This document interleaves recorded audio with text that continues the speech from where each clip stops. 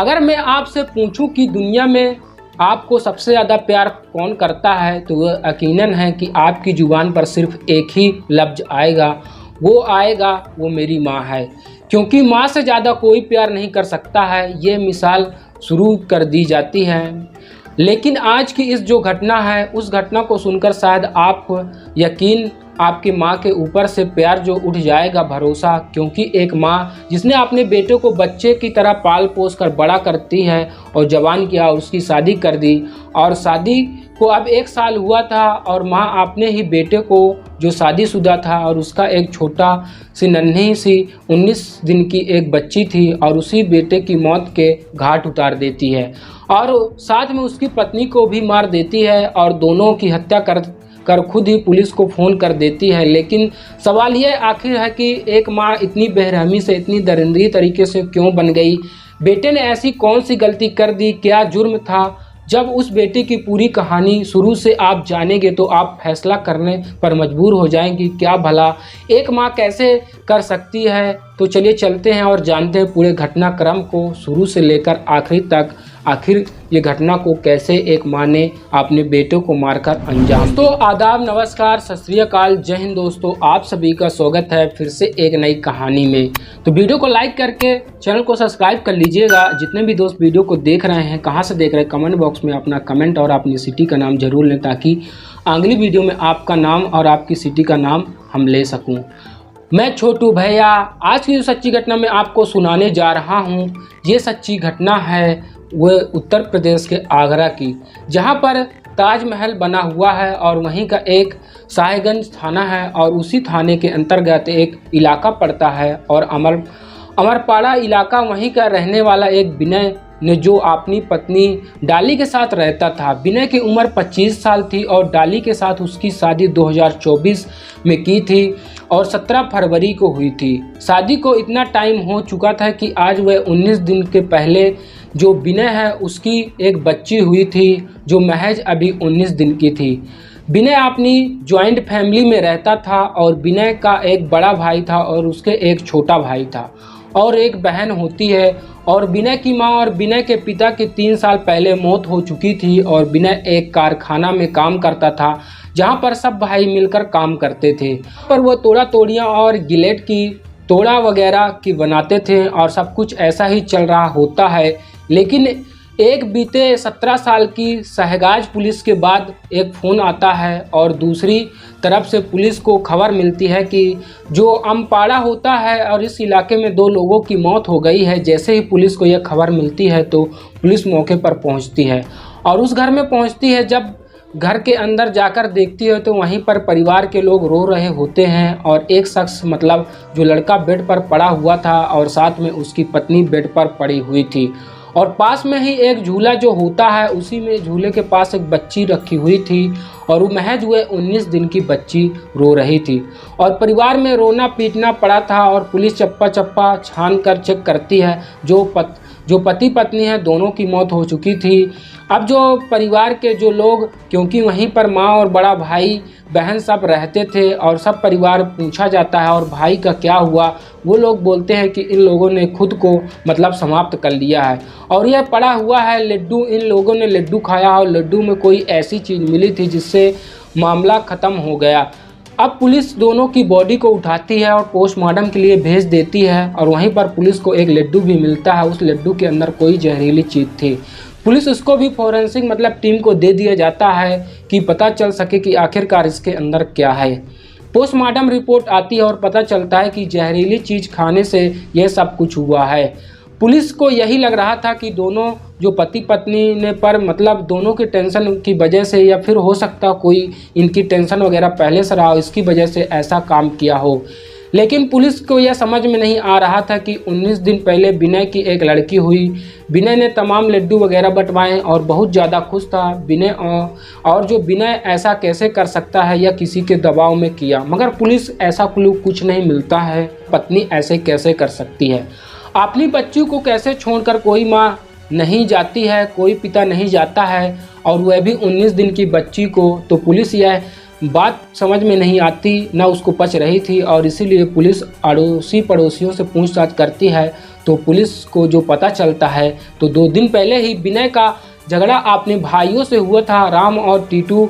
उनका एक जो बड़ा भाई है और एक छोटा भाई है, इन दोनों ने विनय का जो कारखाना है उसमें ताला डाल दिया था। और क्योंकि विनय उस कारखाने से अपना हिस्सा मांग रहा था और विनय के भाई चाह रहे थे कि विनय बिल्कुल अलग हो जाए और उसका कोई हिस्सा मिलना नहीं चाहिए, और इसी चीज़ को लेकर 2 दिन पहले बहुत तगड़ा झगड़ा हुआ था। और जो 2 दिन पहले जब ये विवाद हुआ तो उस विवाद जो सुलझाने के लिए जो होती है, लेकिन उससे भी पहले 15 दिन पहले जो विवाद हुआ था तब पुलिस तीनों भाइयों को उठाकर ले गई थी साहेबगंज थाने में हुए। वहीं पर बैठकर ही फिर बैठाकर सुलझाकर मसला पूरा हल किया जाता है और उसके बाद तीनों को छोड़ दिया जाता है। जब पुलिस को यह पता चलती है तो पुलिस को शक गहराता है कि कहीं भाइयों ने ही तो नहीं मारा इसको। अभी पुलिस को यह सब कुछ कर ही रही थी, क्या अचानक से जो विनय की पत्नी डाली थी उसका जो भाई था संदीप, जो पुलिस के पास भागा दौड़ा पहुंचता है और फ़ोन लेकर, और वह सुनाता है एक वीडियो रिकॉर्डिंग। देखिए साहब, जो मेरे नाम पर जो मेरे घर में जो जीजा जी है उन्होंने मेरे पास एक ऑडियो रिकॉर्डिंग भेजी थी, मैंने उसको सुन नहीं पाया। अगर सुन लेता तो शायद वो बच जाती। विनय ने ऑडियो रिकॉर्डिंग लास्ट टाइम तक लगभग 10-11 बजे के टाइम के आसपास दोपहर में भेजी थी और उस रिकॉर्डिंग में विनय बोल रहा था कि जल्दी से आ जाओ, हमें इन लोगों ने, परिवार वालों को लोगों ने कुछ खिला दिया है और उसके अंदर कोई जहरीली चीज़ थी, अगर आ जाओगे तो हम बच जाएंगे वरना हम मर जाएंगे। और वह बताता है कि संदीप की मैं यह रिकॉर्डिंग सुन नहीं पाया और अपने जीजा जी और मैंने अपनी सुनी और मैं आपके पास आया हूं। जब पुलिस को यह सबूत मिलता है तो पुलिस फ़ौरन परिवार के चारों लोगों को गिरफ्तार करती है, 2 भाइयों को और माँ को और बहन को। इन चारों को गिरफ्तार कर लिया जाता है और जब पुलिस पूछताछ करती है तो सख्ती से तो मामला खुलता है। मामला यह खुलता है कि जो विनय की माँ है, जो माँ होती है वह विनय को उसमें से जायदाद में से कुछ हिस्सा नहीं देना चाहती थी और वही चाहती थी कि वह अपनी बेटी को हिस्सा दे दे, और बेटी बराबर अपनी माँ से लड़ रही थी कि मुझे हिस्सा देना तभी है तब मेरी शादी होगी। और बड़ा भाई था और जो छोटा भाई था तो मतलब वह अपना हिस्सा लेने के लिए कर रहे थे और ये लोग विनय को अलग करना चाहते थे। और इन लड़ाइयों में जो माँ थी एक प्लानिंग को अंजाम दी। माँ ने सोचा कि तो मतलब अगर वो लड्डू वगैरह में कुछ लेकर जाएगी और विनय को खिला देगी तो सबको लगेगा कि विनय और उसकी पत्नी मतलब अपने आप ऐसा काम किया है। तो विनय की जो माँ होती है बताती है उसने एक लड्डू में मतलब जहरीली चीज़ डाली थी और लड्डू को ले जाकर अपने बेटों को बड़े प्यार से खिलाती है और बेटा इसको बड़े प्यार से खा लेता है। इसको खा ले, मैं लेकर आई हूँ तुम्हारे लिए ही स्पेशली, जिससे तुम्हारे मतलब ये जो बच्चा है ये सभी अच्छे से रहेंगे, तुम्हारी बीमारियाँ परेशानियाँ दूर हो जाएंगी।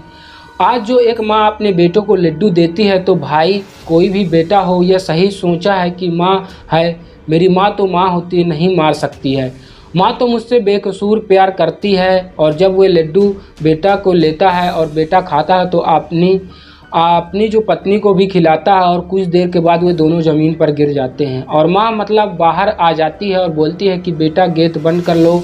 और उसके बाद वह खिड़की से झांक कर अपने बेटे को, अपनी बहू को तड़पता हुआ मंजर देखती रहती है।